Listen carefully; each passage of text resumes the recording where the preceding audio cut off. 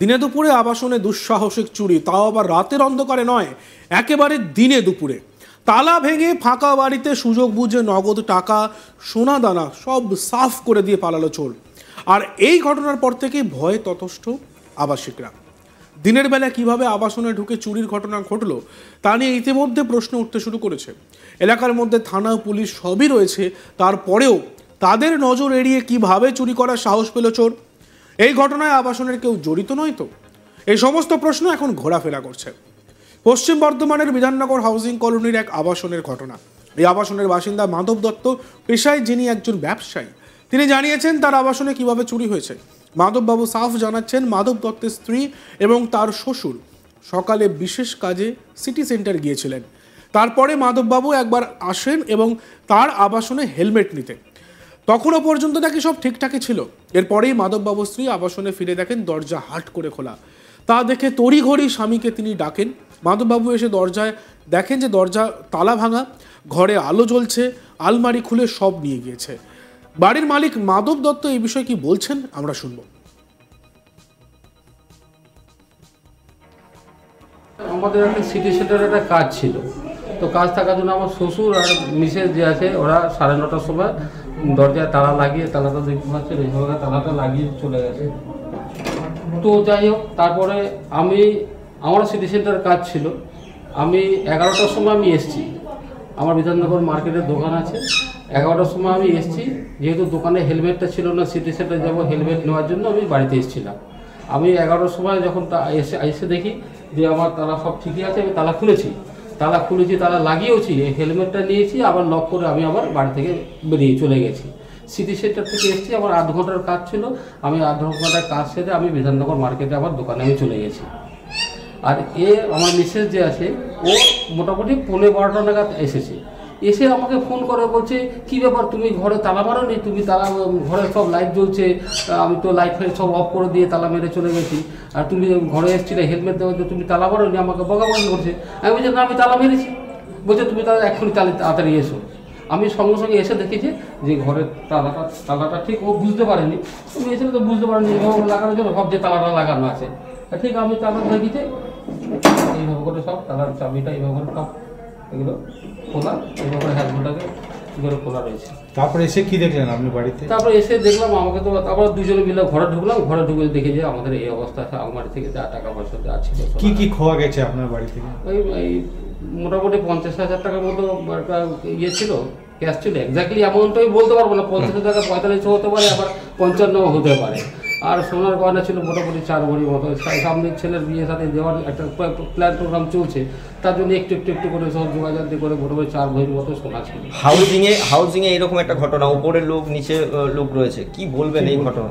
এ তো কিছু বলার নেই, কি বলুন। এখন উপরে নিচের লোকের দোষারোপ আমি করতে না রয়েছে, তার মধ্যেও ঢুকে করে দিচ্ছে। এটা তো আতঙ্কের বিষয়, সবার ক্ষেত্রে একটা আতঙ্কের বিষয়। লোকে তো ঘর ছেড়ে তো বেরোবে বাইরে, সবার তো প্রয়োজন আছে। পুলিশ এসেছিল? হ্যাঁ, পুলিশ এসেছিল। পুলিশ কি বলে? পুলিশ তো ইনভেস্টিগেশন করে যাওয়ার পর তারপর বলেন ঠিক আছে আপনার 3টে নাগাদ আসুন, আর কিছু আপনার কাছে জানবার আছে, যেতে বলেছে 3টে নাগাদ যাবো। আর অন্যদিকে চম্পা দত্ত, বাড়ির মালকিন, তিনি কি বলছেন শুনবো।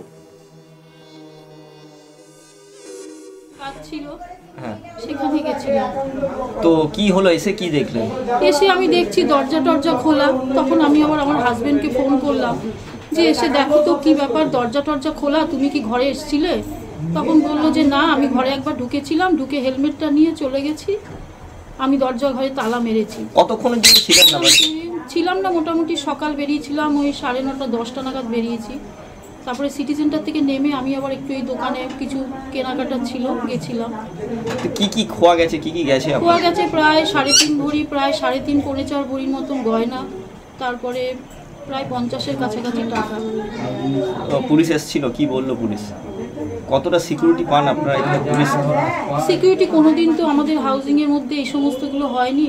এত বছর আমি বাস করছি এবং আমি এখানে ওখানে আমাকে এদিক ওদিক বেরোতেও হয়, যাই, কিন্তু আজকে কি করে এটা হলো জানি না। কিন্তু এলাকার বাসিন্দারা ক্ষোভের সঙ্গে জানান, এমন ঘটনা এর আগে কোনোদিনও হয়নি। দিনের বেলায় চুরির ঘটনা ভাবতেই পারছেন না বাসিন্দারা। পুলিশের টহলদারি নেই বলেই জানান আবাসিকরা। তারা পুলিশের ভূমিকা নিয়ে নানান প্রশ্ন তুলেছেন। তাদের কথায় সিসিটিভি যেখানে রয়েছে সেখানে কি কি ঘটেছে তা জেনেও পুলিশ কোনো ব্যবস্থা নিচ্ছে না। কার্যত পুলিশের ভূমিকা দেখে আবাসিকদের পুলিশের উপর খুব একটা আস্থা নেই। এ নিয়ে এক আবাসিক বরুণ ব্যানার্জির কি বক্তব্য শুনবো আমরা।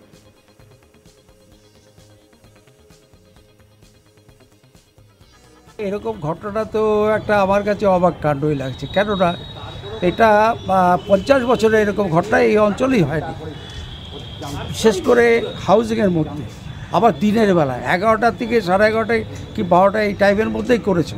যেই করেছে পরিচিত হতে পারে, তাহলে এত সাহস নিয়ে কী করে ঢুকবে? এক, দ্বিতীয় কথা, প্রশাসনিকভাবে এটাকে মূল্যায়ন করুক, কীভাবে কী হয়েছে তারাই বলতে পারবে ভালো করে।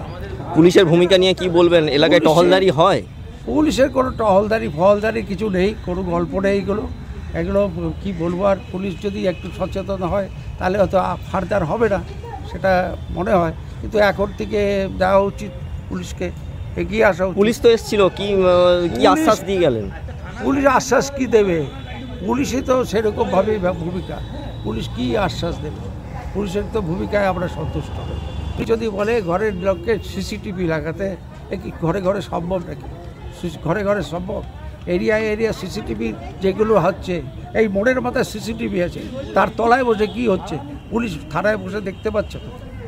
এই তো বিধাননগরের মোড়ে, রোটারির মোড়ে সিসিটিভি লাগানো আছে।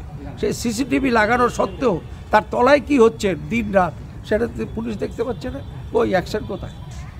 পুলিশকে অ্যাকশন নিতে হবে। তো কতটা আতঙ্কিত আপনারা? আতঙ্কিত বলতে এইরকম ঘটনা, আমরা আতঙ্কিত হব না? এরকম একটা ঘটনা ঘটে গেল দিনের বেলায়, প্রকাশ্য দিবালোকে এরকম ঘটনা ঘটলে প্রত্যেক বাড়িতে আতঙ্ক হবে। দিনের বেলায় কিভাবে আবাসনে ঢুকে চুরির ঘটনা ঘটলো তা নিয়ে ইতিমধ্যেই প্রশ্ন উঠতে শুরু করেছে। এলাকার মধ্যে থানা, পুলিশ সবই রয়েছে, তারপরেও তাদের নজরদারি এড়িয়ে কিভাবে চুরি করার সাহস পেল চোর? এই ঘটনায় আবাসনের কেউ জড়িত নন তো? এই সমস্ত প্রশ্ন এখন ঘোরাফেরা করছে। পশ্চিম বর্ধমানের বিধাননগর হাউজিং কলোনির এক আবাসনের ঘটনা।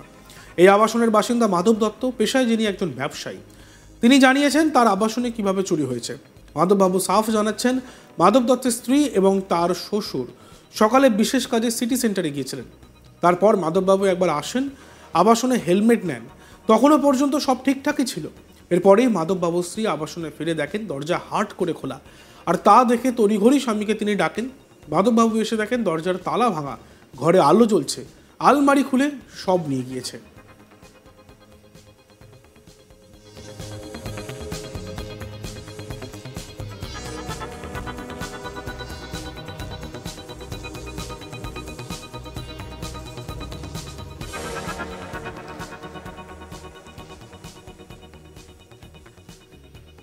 দেখতে থাকুন আজ তাক বাংলা, সাবস্ক্রাইব করতে ভুলবেন না।